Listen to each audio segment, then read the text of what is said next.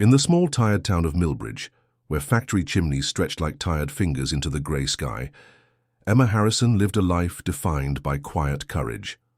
At 28, she carried the weight of her world on shoulders that seemed too narrow to bear such responsibility. Her mornings began before the sun even thought about rising. The local bakery, with its warm ovens and smell of fresh bread, was her first sanctuary. Emma's hands, rough from years of hard work, would knead dough and arrange pastries with a precision that spoke of her deeper struggles. Robert Harrison, her father, sat in the same worn armchair where her mother had once sat before her illness took her years ago. His health was failing, a slow descent that Emma watched with a mixture of love and silent fear. Medical bills piled up like unwelcome guests, each envelope a reminder of their fragile existence. After her morning shift at the bakery, Emma would rush home, prepare a simple lunch for her father, check his medications, and then hurry to her second job as a night janitor at the local community hospital. The hospital corridors, long and empty during night shifts, became her thinking space. People in Millbridge knew Emma, but they didn't truly know her story. They saw a young woman working constantly, her dark hair often pulled back in a practical ponytail, her eyes carrying a determination that seemed almost out of place in their small, struggling town. Her tiny two-bedroom house, inherited from her grandparents, was her fortress. Every penny she earned went towards her father's medical treatments and their basic survival. The wallpaper was faded, the furniture was old, but it was clean and maintained with love. Emma's routine was relentless. Bakery from 4 a.m. to 12 p.m., quick lunch and care for her father, then hospital cleaning from 6 p.m. to midnight. Weekends meant extra shifts, more opportunities to save money, more chances to keep her small family together. The local doctor, Dr. Richards, had been frank with her during their last consultation. Her father needed specialized treatment that would cost more than Emma could imagine.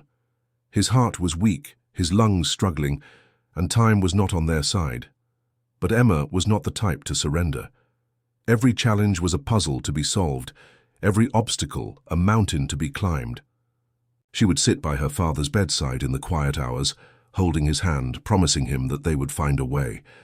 "We're going to be okay, Dad," she would whisper, her voice a mixture of hope and determination. Her father would smile, a weak but loving gesture that spoke volumes. He knew his daughter's strength, her unwavering spirit that had kept them going through the toughest times. The town of Millbridge was changing, factories were closing, jobs were becoming scarce, but Emma represented something different. She was hope walking on 2 feet, resilience in human form. Her neighbors would sometimes leave small packages, a home-baked pie, extra vegetables from their gardens, a warm blanket. They might not have had much, but in Millbridge, community meant everything. Emma's life was not about grand gestures or dramatic moments. It was about the daily act of survival, of loving unconditionally, of believing that tomorrow could be better than today. As winter approached and the town grew colder, Emma continued her routine. Bakery, father, hospital, repeat. Her world was small, but her heart was enormous, filled with a love that could move mountains. She didn't know what the future held. She didn't know if her father's treatment would work, if they could keep their house, if her endless work would pay off. But she knew one thing. She would never stop trying. In the quiet moments, between bread making and cleaning hospital floors, Emma would dream. Dreams of her father's recovery, of a stable job, of a life that wasn't a constant struggle. These dreams were her fuel, her secret weapon against the world's indifference. Millbridge might have been a town of fading hopes, but in Emma Harrison, hope was alive and burning bright. The letter arrived on a cold Tuesday morning, its official envelope feeling heavy with bad news. Dr. Thompson's medical report confirmed what Emma had feared. Her father's heart condition had worsened, and he needed an expensive treatment that would cost more than her entire year's savings. Emma's hands trembled as she read the details. The specialized heart procedure would cost £12,000, a sum that seemed impossibly large in their small world. Her current savings, carefully collected through years of double shifts and careful spending, was barely enough to cover their monthly expenses. She looked at her father, who was sleeping peacefully in his worn armchair. His breathing was labored, each breath a reminder of their growing challenges. Robert Harrison had been a factory worker all his life, strong and dependable, until illness stripped away his strength. The local hospital's financial counselor, Michael Thompson, tried to be gentle when Emma met him. His office was small, with faded photographs and stacks of medical papers. "The treatment is complex," he explained, his eyes filled with sympathy. "Without it, your father's chances are slim." Emma's mind raced. She began writing letters to every possible source: local businesses, community centers, charity organizations. Each envelope represented a tiny hope, a desperate attempt to save her father's life. The responses came slowly. Most were polite. Rejections. "We're sorry," they would say, "but we cannot assist at this time." Each rejection felt like a small knife cutting into her hope. But Emma was not the type to give up easily. She organized a community bake sale using her bakery skills to create delicious treats. Local shops donated ingredients and neighbors helped spread the word. On the weekend, the town square became a festival of hope, with people buying cakes, pies, and bread. The first day of the sale brought only £100. The second day, slightly more. But Emma saw something more valuable than money. She saw community. People who barely knew her were supporting her cause, sharing stories, offering kind words. Her colleague from the bakery, Thomas, helped her manage the sale. He would handle the cash box while Emma talked to people, sharing her father's story. Some donated £5, some just £1, but every contribution felt like a lifeline. Local businesses started to take notice. The town's small newspaper did a story about Emma's efforts, highlighting her dedication to her father and her tireless work. Suddenly, people who had never spoken to her before were offering support. At night, after long hours of baking and selling, Emma would return home exhausted but hopeful. Her father would ask about the sale, and she would share every detail, every kind gesture from the community. "You're doing too much," Robert would say, his voice weak but loving. "I'm doing exactly what I need to do," Emma would reply, adjusting his blanket and checking his medications. Weeks passed. The bake sale continued, joined by other fundraising efforts. Local schools held collection drives, the community center organized a support network, and slowly the impossible began to seem possible. Emma continued her jobs at the bakery and hospital, using every spare moment to plan, to hope, to fight. She learned to negotiate with medical suppliers, to understand complex medical insurance forms, to be her father's strongest advocate. Her life had become a delicate balance of work, care, and hope. Every penny saved was a step closer to her father's. Treatment. Every kind word from a neighbor was a boost to her spirit. The town of Milbridge, once seeming indifferent, had transformed. They were now united in Emma's fight, a collective effort to save one man's life, to support one daughter's love. As winter's cold breath swept through the town, Emma's determination burned brighter. She didn't know if they would succeed, but she knew she would never stop trying.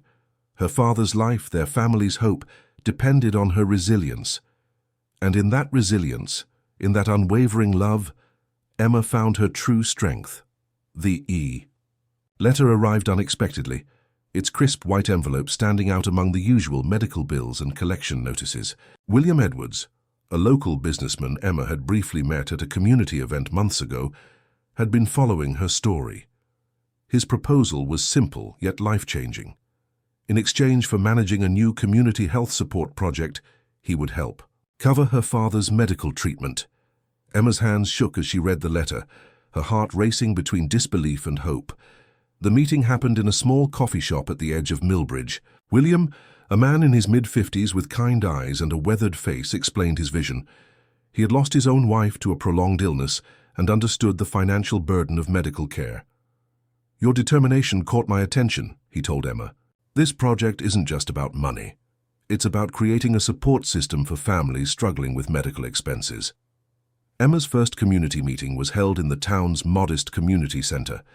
She expected perhaps a handful of people, but the room quickly filled. Families with similar stories, medical bills, limited resources, desperate hope, packed every chair and lined the walls. Her personal experience became her greatest strength.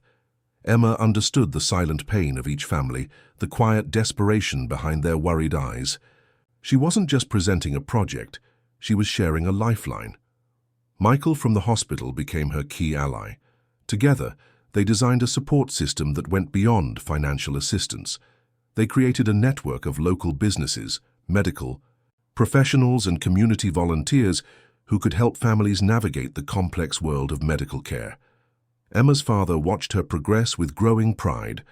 His health, once seemingly hopeless, began to improve. The potential treatment that had seemed impossible was now within reach. The project grew rapidly. Local businesses started contributing, some with money, others with services. A local mechanic offered free car repairs for families traveling to distant medical treatments. A restaurant provided meal vouchers for families spending long hours in hospitals. Emma's approach was personal and practical. She didn't just collect data, she collected stories. Each family's journey became a part of the project's mission. They created support groups, shared resources, and most importantly, offered hope. The local newspaper did a feature on her work. "Millbridge's Hope," the headline read, with a photograph of Emma speaking at a community meeting. Her story inspired others, showing that one person's determination could create significant change. Community members began sharing their own experiences. A retired nurse offered free health consultations. A local teacher started a fund to help children with medical needs. The project had become more than Emma's vision. It was now a community movement. Some evenings, Emma would sit with her father, sharing the day's achievements. Robert would listen, his eyes filling with tears of pride. "Your mother would have been so proud," he would say, squeezing her hand. The project's impact went beyond medical support. It rebuilt community connections that had been lost in recent years. People who had never spoken to each other were now working together, sharing resources, supporting one another. William Edwards watched from the sidelines, occasionally meeting with Emma to discuss the project's progress. He saw more than just a project manager. He saw a leader who was transforming the community. Emma's life had changed dramatically. From a woman working 2 jobs and struggling to support her father, she had become a beacon of hope for an entire town. Her days were now filled with meetings, planning, and creating support systems, but she never forgot her roots. She still worked at the bakery some mornings, still cleaned at the hospital some nights. She remained the same Emma, humble, determined, kind. As summer approached, the project celebrated its first major milestone. Dozens of families had received support, medical treatments had been funded, and hope had been restored to a community that had almost forgotten what hope felt like. Emma stood at the community center, looking at the faces around her. These were no longer just project participants. They were a family, a community united by love, support, and the belief that together they could overcome anything. Her journey was far from over, but for the first time in years, the future looked bright. The project grew like a carefully tended garden, spreading its roots deep into Millbridge's community. Emma's determination had transformed from a personal struggle into a movement of hope and solidarity. Local businesses began to see the project differently. What started as a small initiative was now a powerful network of support. The town's bakery, where Emma once worked, began donating bread for community meetings. The local garage offered free vehicle checks for families traveling to medical treatments. Michael from the hospital became Emma's most trusted ally. Together, they designed support systems that went beyond simple financial assistance. They created a network of volunteers, medical professionals, and community members who could help families navigate complex healthcare challenges. Emma's father, Robert, watched her progress with growing pride. His health was improving, a testament to the medical support they had finally secured. Each day he would sit by the window, reading local newspapers that now frequently featured stories about their community project. The project's monthly meetings became something people looked forward to. Families would share their stories, exchange advice, and offer support to one another. Emma noticed how people who had once felt isolated now found strength in their shared experiences. One particularly, Cold Wednesday, a young mother named Elizabeth shared her story. Her son needed specialized treatment for a rare condition. Before the project, she had felt completely alone.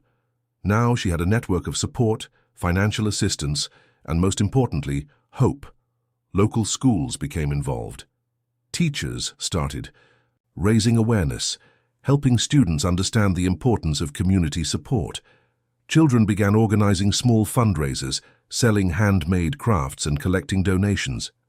Emma's approach was always personal. She didn't just manage a project. She listened to people's stories. Each family became more than a case file. They became part of a larger family. She remembered details about their lives, their struggles, their hopes. The town council took notice. What had once been a small community initiative was now a model for other towns. Officials from neighboring areas began visiting Millbridge, wanting to understand how this transformation happened. William Edwards, the businessman who had initially supported Emma, continued to be a silent guardian of the project. He would occasionally meet with Emma, offering guidance but never interfering with her vision.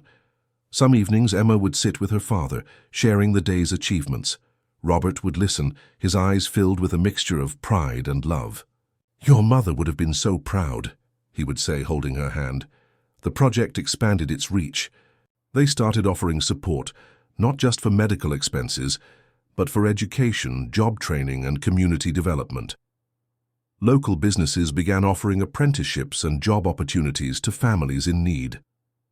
Emma's daily life became a careful balance. She still worked at the bakery some mornings and cleaned at the hospital some nights, but now her primary work was building hope, one family at a time. The community's transformation was visible everywhere. Neighbors who had previously avoided each other now stopped to chat, shared resources, and supported one another. The project had done more than provide financial assistance. It had rebuilt community connections. Michael from the hospital helped develop a comprehensive support system. They created a database of local resources, medical professionals who would offer reduced rates, and volunteers willing to help families in need. Local radio station began featuring stories from the project. People would call in, share their experiences, offer support. What had started as a small initiative was now a powerful movement of hope and solidarity. Emma's personal journey became a symbol of what was possible. From a woman struggling to support her father, she had become a leader who was transforming an entire community. Her story inspired others to believe that change was possible. The project's impact went beyond medical support. It rebuilt trust, created connections, and showed people the power of community. Families who had felt hopeless now had a support system, a network of care and understanding. As the year progressed, Emma realized that the project was no longer just her vision. It belonged to the entire community. Each person had a stake, a role, a responsibility to support one another. Standing in the community center, looking at the faces around her, Emma understood something profound. True strength wasn't about individual success, but about lifting each other up. In Millbridge, they had found that strength together. Her journey was far from over, but the path ahead looked brighter than ever. The day of the project's first anniversary arrived with unexpected fanfare. The town of Millbridge had transformed, and Emma Harrison stood at the center of this remarkable change. The town council hall was packed. Families who had been helped, local business owners, hospital staff, and community members filled every available space. Emma's father, Robert, sat in the front row, his health significantly improved, tears of pride glistening in his eyes. As Emma approached the podium, the room fell silent. She wasn't dressed in an expensive suit or wearing dramatic makeup. She wore a simple blue dress, her hair pulled back practically, looking like the same woman who had worked 2 jobs to save her father. William Edwards, the businessman who had first believed in her, introduced her. He spoke about her journey, from a struggling daughter to a community leader who had changed everything. The audience listened, captivated by a story of pure human resilience. "In 1 year," Emma began, her voice steady, "we've helped over 50 families. But this isn't about numbers, this is about hope." She shared stories of Maria, a single mother who could now afford her child's medical treatment. Stories of John, an elderly gentleman who found community support when he thought he was alone. Each story was a testament to human connection. The project had grown beyond medical support. It now provided job training, educational support, and community resources. Local businesses had started offering apprenticeships. Schools were developing programs to support families in need. Michael from the hospital stood and presented a report. The Community Health Project had reduced medical stress for families by 70%. Hospital bills were now manageable. Families were getting support before their situations became desperate. Robert Harrison watched his daughter with overwhelming emotion. The frail man who once seemed close to giving up was now a symbol of recovery and hope. His medical treatment, once impossible, was now a reality. Local newspapers had been following Emma's journey. "Milbridge's Miracle Maker," one headline read. But Emma never saw herself as a hero. She was simply a daughter who loved her father, who understood pain, and who wanted to help others. The town had changed. Neighbors who once barely spoke now knew each other's stories. Community meetings were full of shared resources, support, and genuine care. What had started as a small initiative had become a movement of human compassion. Emma's speech that day was simple but powerful. "We are stronger together," she said. "Our strength is not in our individual power, but in how we support each other." As she spoke, photographs of the project's journey played on a screen behind her. Images of families helped, community events, medical support, a visual story of transformation. The town council presented Emma with a special recognition award, but the real reward was in the faces around her, faces of hope, of healing, of community restored. William Edwards approached her after the ceremony. "You've done something remarkable," he said quietly. "You've shown that one person's hope can illuminate an entire community." That evening, Emma returned home with her father. Their small house, once a symbol of struggle, now felt like a beacon of hope. Robert held her hand, his health restored, his spirit strong.